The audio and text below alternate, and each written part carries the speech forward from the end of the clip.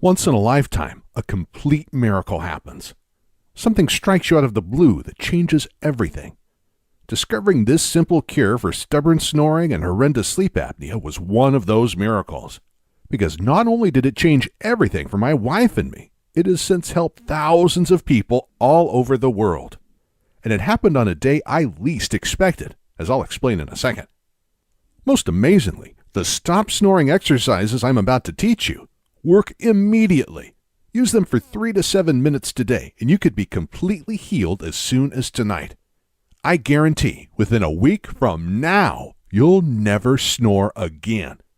Are effortless because your snoring happens in the delicate breathing passages. Loosening up and opening these parts takes no physical effort.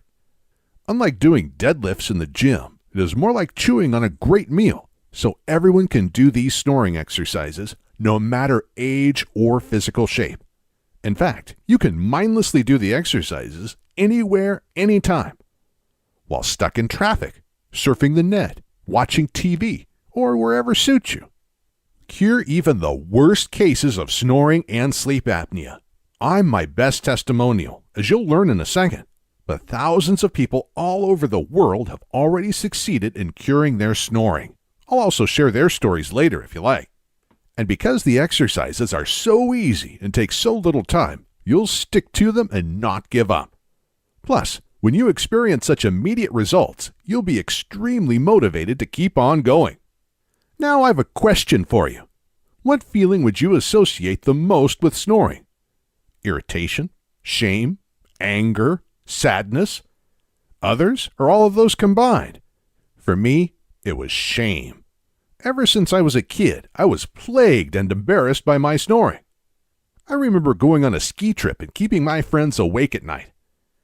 After the first night, I had to room alone because nobody could stand sleeping around me. And how much fun they made of me. Nowadays, it would be called bullying. Sound familiar? I couldn't do sleepovers, and throughout the years, I was even afraid to spend the night with girlfriends because I knew they would never put up with my snoring.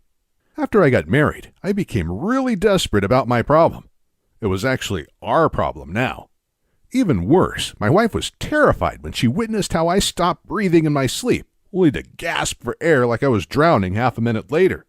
This happened several times a night.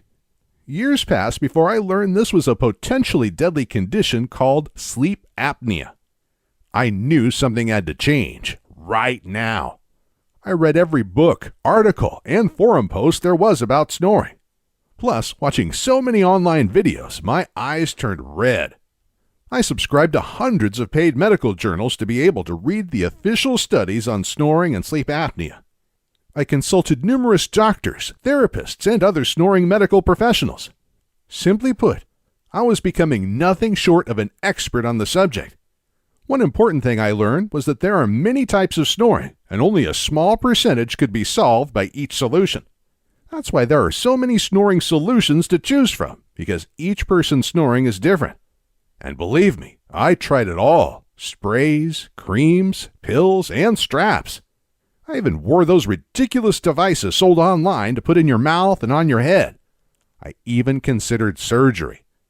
But I later learned, despite the huge cost, snoring surgery rarely works in the long haul. Even worse, operations like these can cause serious damage, even brain damage.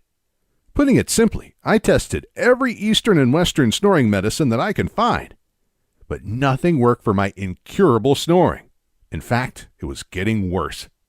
So I kept on waking up my wife several times a night with my snoring, keeping her up for hours. Needless to say, this was becoming a real wedge between us and was hurting our relationship severely. We fought about everything and held a grudge toward each other, especially in the morning. Frankly, our marriage was on the edge. If we didn't have a young daughter, we probably would have separated. Eventually, we found ourselves leaving the bedroom and taking turns sleeping on the couch. I felt ashamed and frustrated. She was sad and disappointed. Then, one day, the miracle happened. Trying to lift our spirits, we took a family trip to Australia. We had a beautiful 2-bedroom apartment with a sea view over Perth's magical white beaches. The mother and daughter shared one bedroom, and I had the other.